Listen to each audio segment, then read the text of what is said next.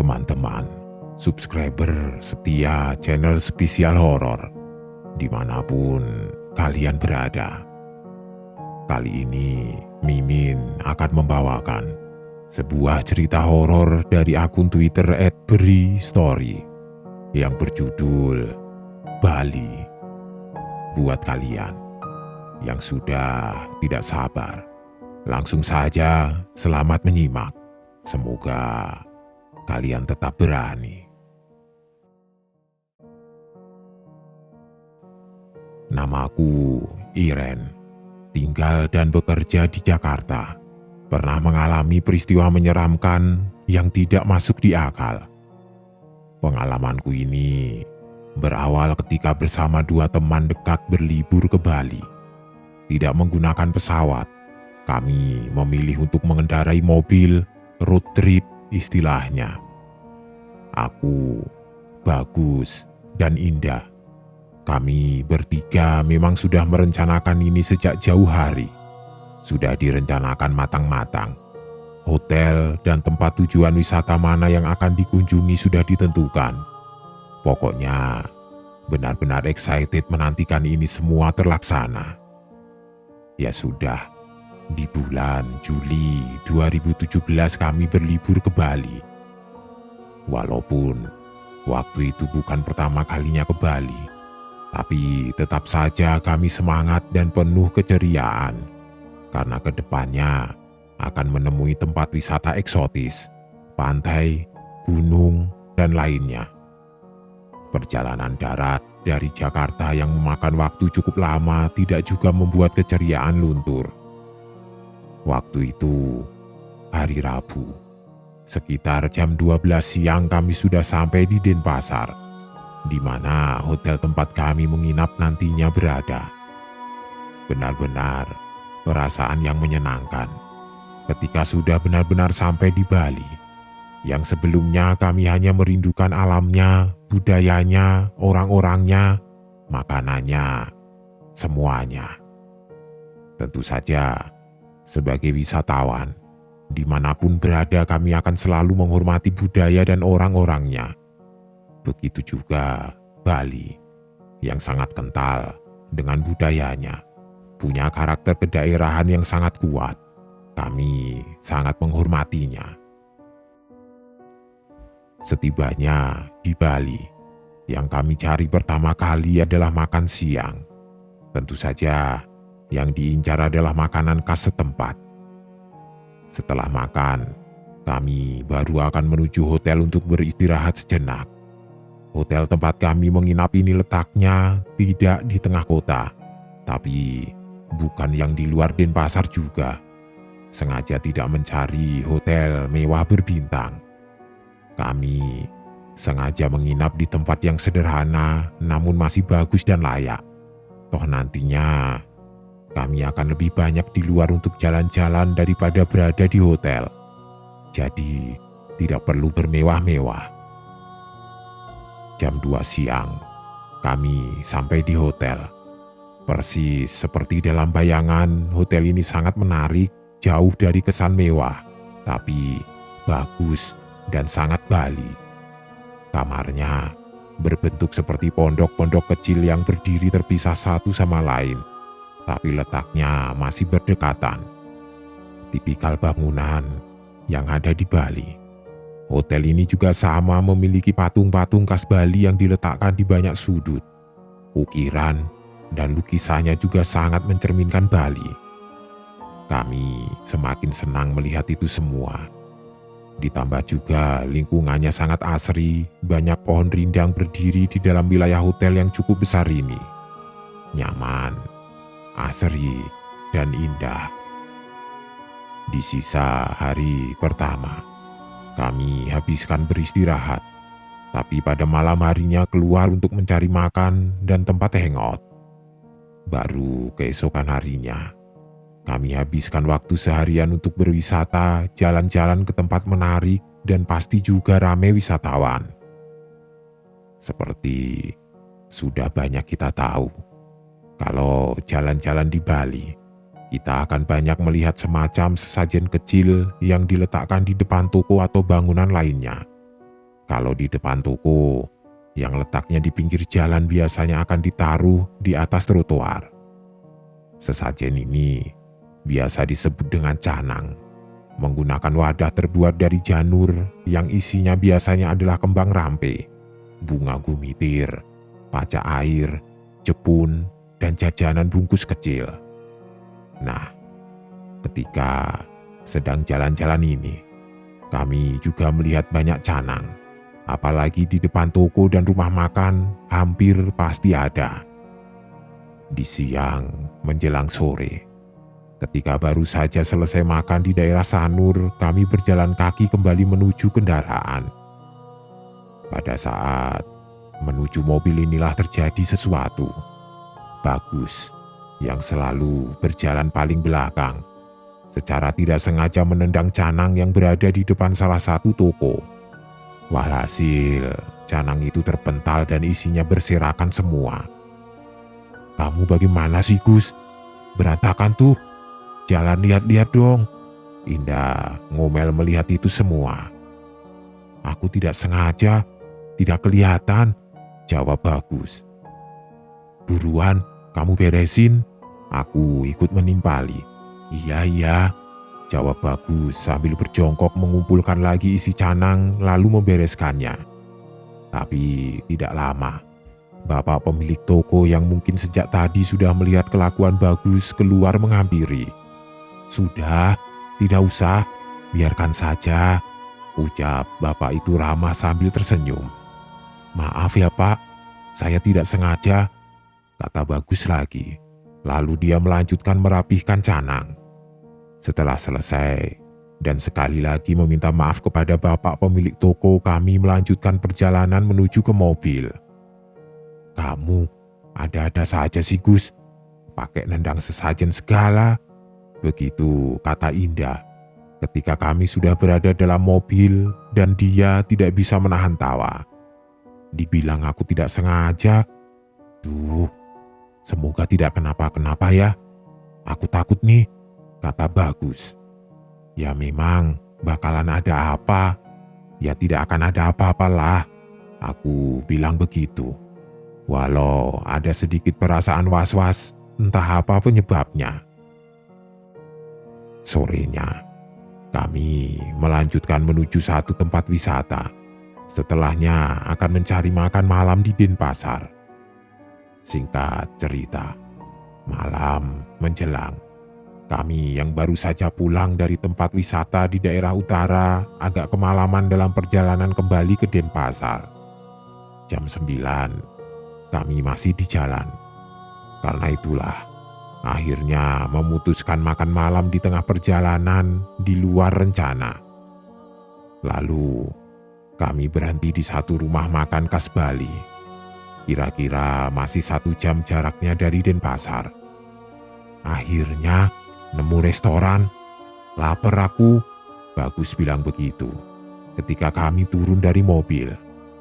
Rumah makan ini tidak besar, tapi tidak kecil juga.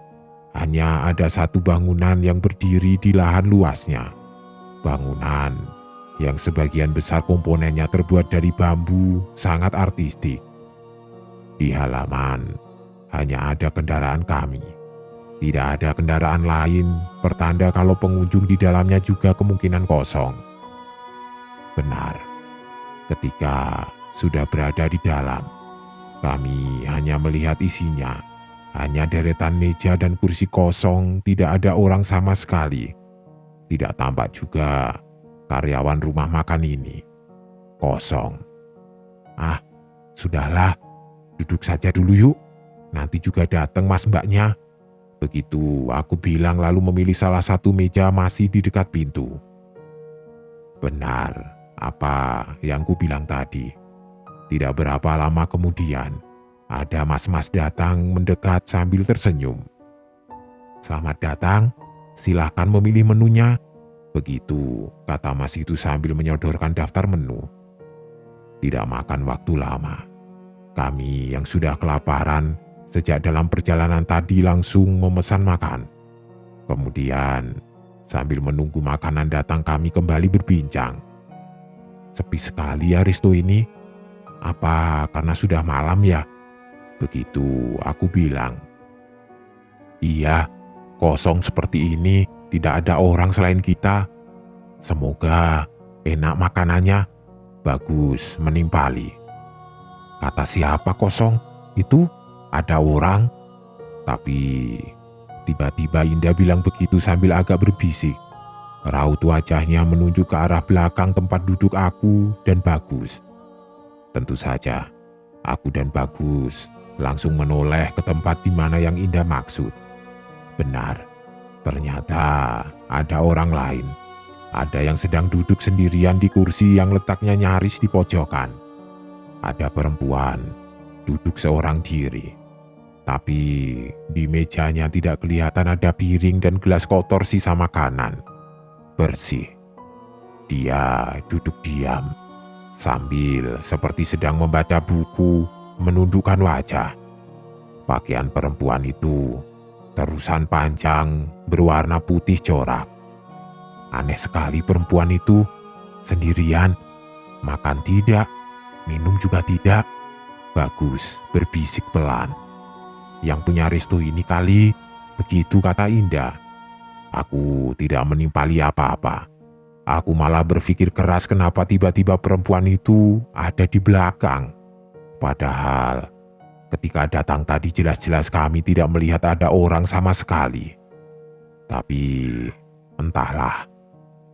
Sekitar 30 menit kemudian, makanan datang. Sambil menyantap makanan, sesekali aku melirik ke belakang. Perempuan itu masih ada. Masih duduk di tempatnya. Setelah kami selesai makan pun sama. Dia masih ada dan masih sendirian. Tapi setelah itu kami larut dalam perbincangan seru. Lupa tidak memperhatikannya lagi. Sesudah benar-benar selesai, Indah kemudian membayar makanan ke kasir sementara aku dan Bagus berjalan kembali menuju kendaraan. Serem sekali ya, perempuan tadi duduk sendirian di pojokan. Ngapain sih? Kata Bagus ketika sudah duduk di balik kemudi. Iya, ngapain ya? Tadi aku lupa lihat lagi. Masih ada tidak sih dia? Ucapku. Tidak tahu, aku juga tidak lihat lagi. Lupa. Tidak lama, Indah datang, lalu langsung masuk ke dalam mobil. Indah, kamu lihat perempuan itu tidak? Masih ada tidak dia? Kalau aku sama Iren kan tidak lihat lagi. Lupa, tanya Bagus ke Indah. Tahu tidak sih, perempuan tadi tiba-tiba sudah tidak ada. Tidak tahu kemana. Agak serem juga sih. Terus aku nanya ke mas kasirnya, siapa perempuan yang duduk sendirian di pojokan tadi? Mas kasirnya bilang, tidak ada siapa-siapa di dalam dari tadi, cuma kita saja. Dia bilang begitu. Serem tidak sih? Ayo Agus, cabut ah, ngeri aku. Begitu penjelasan Indah panjang lebar. Bagus, lalu cepat-cepat mengendarai mobil meninggalkan restoran itu.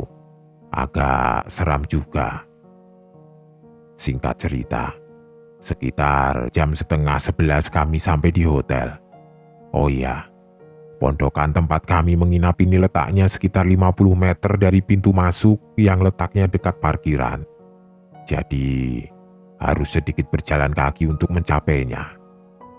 Tapi perjalanannya menyenangkan.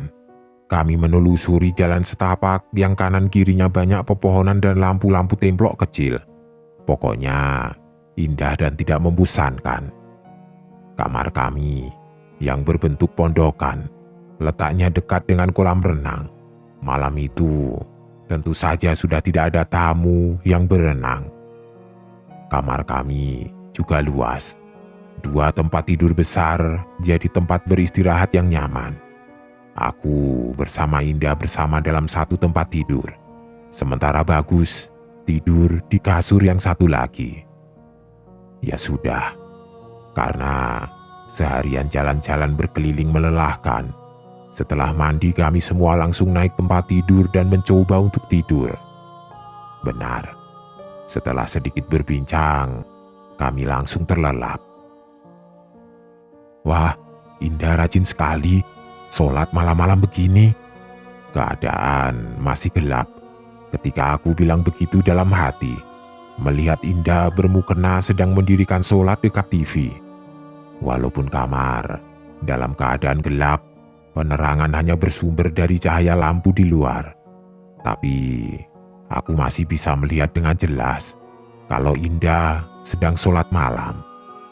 Lalu aku meraih ponsel yang ada di atas meja, berniat untuk melihat jam. Ternyata masih pukul 1 dini hari. Setelah itu, aku meletakkannya lagi ke tempat semula. Sekilas, aku masih melihat Indah berdiri sholat. Lalu tanpa beban, aku mengubah posisi tidur. Yang tadinya menghadap tempat tidur bagus di sebelah kanan menjadi menghadap kiri. Menghadap ke tempat Indah yang sedang berbaring. Indah sedang berbaring? Hah? Iya, ternyata ada Indah di sebelahku sedang tidur juga. Lalu, siapa yang sedang sholat? Kemudian, perlahan, aku kembali menoleh ke depan TV ke tempat di mana tadi aku melihat Indah sedang sholat. Sosok yang aku kira sedang sholat itu masih ada. Masih berdiri seperti tadi aku pertama kali melihatnya. Ketika sudah aku perhatikan lebih seksama lagi, sosok yang tadi aku pikir adalah Indah ternyata bukan sedang sholat, tapi sedang berdiri diam dalam gelap dengan rambut tergerai panjang. Dan itu bukan Indah, karena Indah sedang tidur di sebelahku. Dalam remangnya cahaya, aku masih bisa melihat kalau sosok itu berpakaian terusan warna putih bercorak. Pakaiannya mirip dengan pakaian perempuan yang kami lihat di restoran saat makan malam tadi. Belakangan, aku juga baru sadar kalau ternyata sosok seram itu bukan berdiri membelakangi, tapi malah menghadap aku. Sepertinya selama beberapa saat kami saling berpandangan, aku tercengang dalam diam. Tenggorokan tercekat, tidak bisa berkata-kata. Aku merinding ketakutan. Ada kuntilanak berdiri di dalam kamar. Tidak ada yang bisa dilakukan. Aku hanya mampu menarik selimut perlahan untuk menutup seluruh badan sampai kepala, termasuk Indah. Aku selimuti juga. Aku tidak berani melihat sosok seram itu lagi. Tiba-tiba, Indah yang sejak tadi tidur menghadap dinding perlahan membalikkan tubuhnya. Ternyata dia juga tidak tidur. Kemudian, di dalam selimut kami saling berhadapan. Itu siapa di depan TV? Tanyaku sangat pelan. Tidak tahu. Serem, Ren. Aku takut. Dari jam 12 tadi, dia berdiri di situ. Begitu jawab Indah. Kemudian, kami hanya berdiam diri ketakutan nyaris menangis. Hingga beberapa menit berikutnya, terdengar tawa cekikikan. Suaranya keras, dan kami yakin sosok seram itu yang tertawa. Tawa cekikikan itu terdengar 2 kali. Setelah itu, tidak lama kemudian, kami mendengar suara pintu kamar terbuka lalu menutup lagi dengan bantingan yang keras. Kemudian, suasana kembali hening. Tidak lama setelahnya, kami memberanikan diri keluar dari selimut untuk melihat situasi. Perempuan itu sudah tidak ada lagi. Aku lalu lari ke pintu, lalu menguncinya. Kemudian menyalakan lampu kamar. Malam itu, aku dan Indah tidak tidur hingga pagi menjelang.